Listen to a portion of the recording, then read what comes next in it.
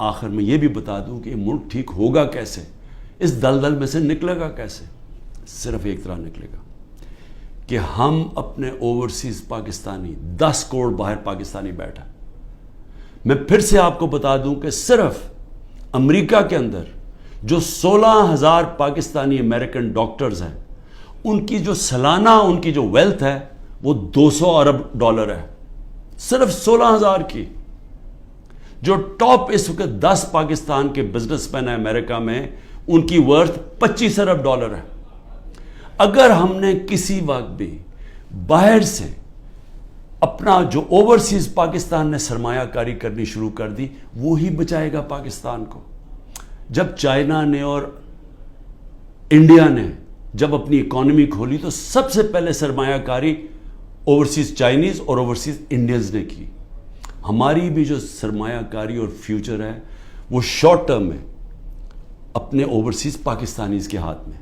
وہ اوورسیز پاکستانی نہیں آئیں گے. یہ جو حرکتیں کی جا رہی ہیں وہ لوگ چھوڑ کے جا رہے ہیں، یہاں سے لوگ پیسہ باہر لے کے جا رہے ہیں.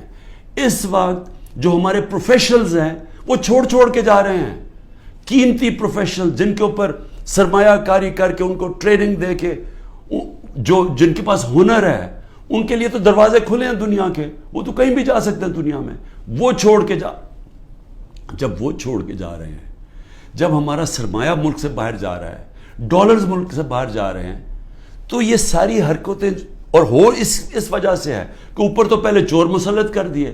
مجھے بتائیں کون ملک سے باہر سے پیسہ لے کے آئے گا اوورسیز پاکستانی جب وہ دیکھے گا کہ شہباز شریف اور شریف خاندان اور زرداری خاندان ان کے پیسے باہر پڑے ہوئے ہیں؟ کون لے کے آئے گا پاکستان؟ جب ان کو اعتماد پاکستان کی اکانومی میں نہیں ہے تو وہ ان کو کیسے اعتماد آئے گا پاکستان کی اکانومی میں؟ تو کدھر سے آئے گا پیسہ؟ تو شارٹ ٹرم میں تو آنا ہے باہر سے اوورسیز پاکستانی کا پیسہ.